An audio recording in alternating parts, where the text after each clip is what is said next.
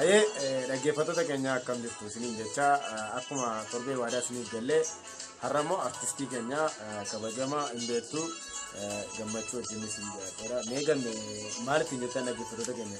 Hayyee nagaa kabajamtootaa fi daawwattoota qophii anaa dhufu nagaa keenya kabajaa bakka isin jirtan isin hagahu isiniin jecha torban akkuma waadaa isiniif galle har'as qophii keenya dhimmoota garaagaraatti kan wal qabatan simbiraan ga'uuf istuudiyoo keenyatti argamnee jirra. Maarree egaa hamma xumura qophii keenyaatti nu waliin turtii gaarii isiniin jecha qophii keenya jalqabaa irratti egaa namoonni baay'een iddoo garaagaraa ta'anii bifa walalootiin bifa baacootiin dhaamsa keessan ergaa keessan illee utuu nuun geessanii nu jechaa jiru. Kana irratti egaa nutis dhimma marii keenya ilaalchisee jalqaba irratti namicha tokkotu Itoophiyaa irraa gara Ameerikaa deeme maqaan isaa Dibaabaa Miijanaa jedhama. Namichi inni biyya Ameerikaa irraa dhufe sun immoo Irdiwaal Similsiin jedhama. Lamaan isaanii daawwannaadhaaf gara biyya Ameerikaa irra turanii yeroo jalqabaatiif kan of ibsee namicha isa biyya Ameerikaa irraa sanaadha. Maqaan koo Irdiwaal Similsiin jedhama. Kanan irraa dhufe biyya Ameerikaa irraati. Egaan akkuma beekamu gamoon biyya keenyaa dheerinni isaa samii tuqan. Namichi inni biyya Itoophiyaa irraa dhaqe sun jechi namicha sanaa gaafa bitatti galu maal akkamii gamoon dheeratee samii tuqannaa xiqqoo seegassi qaadhe namichi inni biyya Itoophiyaa irraa sun jechuudha. Namichi inni biyya Itoophiyaa sun immoo ittaansuudhaan kan of ibse namicha isaa biyya Itoophiyaa sanaadha. Maqaan isaa Dibaabaa Miijanaa jedhama.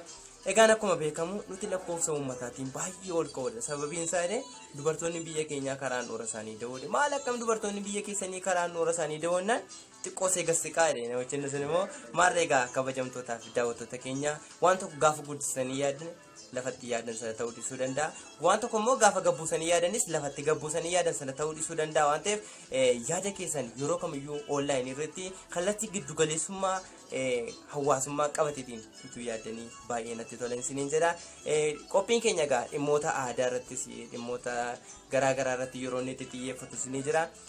Aadaa tokko irratti walaloo yeroo isiniif qabatee dhiyaadhus illee argamuu ni danda'a. Mee waa'ee aadaa irratti walaloo toora 5 tokkoon isiniidha.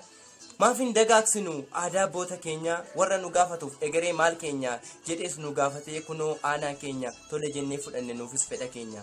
Gallees gaggaafannee beekaa jaarsa biyyaa waa'ee aadaa kaafnaan u'uu jedhee iyyaa hoonnatee dhaadata anaaf onneen kiyya natti ma barreessuun eegalee akaakayyuun kiyya. Gallees peennaa fudhee barreessuun eegalee maal jedhee maal dhiisa hunduu tarree galee jedhee tane siifan dhiisa yaa sagalee aadaa keenya ribuu dugdaa yaada galee. Aadaa Oromoo sirba jeese yaa ateete maaf gaddita dhodhokattee haftaseete shoo fagaattes fiduu qabda laga ciitee eessa jirtamee owwaadhu yaa ateete. Asan jira jetti giiftoliin Oromoo sagalee killoolee hamaas hin danda'u takkaayyuu siin lolee meena dhaggeeffadhaa sagalee keessan dhaggeeffachaa oole. Anoo nagaddoon beekaye nagaddoo warreetee faye anoo dalagdoon beekaye dalagdoo akka koon beekaye shurrubbaan danoo reebee jetteetu sirbiti tarreetti naannoftee meeshaalee muuziqaa kabarootti dhooftee shurrubbaa facaaftiin gartuu wal lakkooftee kana yeroo dhaga'u onneen koo gammadee wal guddisuu qaba aadaa isaa guddisuuf hunduu wal xammadee garaa goona gubee kan dhokachuun malee karaa malee badee aadaa Oromootaa warra 5 gibee fallaanaan kukkutatu marqa aancooteef qibee kennees walinatu hamaatti wal dhiibee hunduu walii galu yoo waan fedhe dhibee afoola Oromoo inni kaan mammaaksa kaan immoo geerarsaa odaattis walgee waaqa tokko faarsaa kan gooftichi muude jiraan beekaan jaarsaa afoola Oromoo warra 5 gibee fallaanaan kukkutatu marqa aancooteef qibee kennees walinatu hamaatti wal dhiibee hunduu walii galu yoo waan fedhe dhibee. Dhimma aadaa irratti egaa walaloon har'aaf qabannee dhiyaanne kana mee gama walaloo biraatiin yeroon isin dabarsu immoo bubbee bonaa ta'a oliif gadi fiigaa bakka maraangaa icciitii koo diigaa raabsaa qaama hundatti akka hojummoo dhiigaa. Ani ganda marfoo mucaa laaloon dhalche kan qelleen wallaggaa namni lubbuun jiru hundumtuu wal argaa amma raatuu miti caattoo tokkoon qaba isan irraan margaa.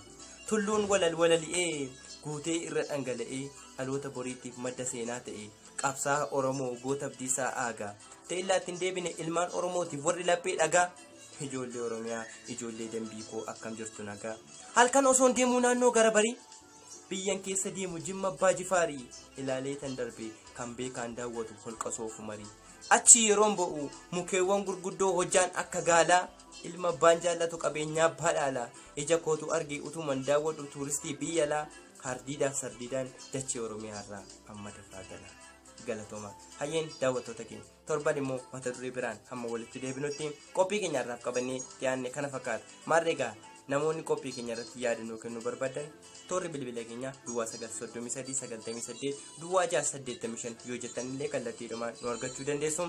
Qophii keenya hordoftanii nu faana ta'uu keessaniif gammachuun keenya guddaadha. Galatoomaa isiniin jedha. Hayyee dhaggeeffattoota keenya maqaa keessaniif maqaa kootiin gammee yookiin walaloo yookiin walaleessaa gammachuu abdataa nan galateeffadha. Akkasuma yaadota keessaniif yaadoti keessan utubaa dagalee qophii keenyaati. Nu cimsuudhaaf nu iddoo shoora olaanaa qaba. Yaada keessa yoo nu galuu barbaadan weebsaayitiin keenya Abbayyaa subscribe yoo gootan YouTube irratti nu argachuu dandeessu. Akkasuma toora Facebook isaatiin gammachuu abdataa yoo jettan argachuu dandeessu. Anallee sararri bilbila kooti duwwaa 917 duwwaa 8 qophii keenya yeroo biraa aga walitti deebinutti turtii gaariin isiniin jedha. Galatooma.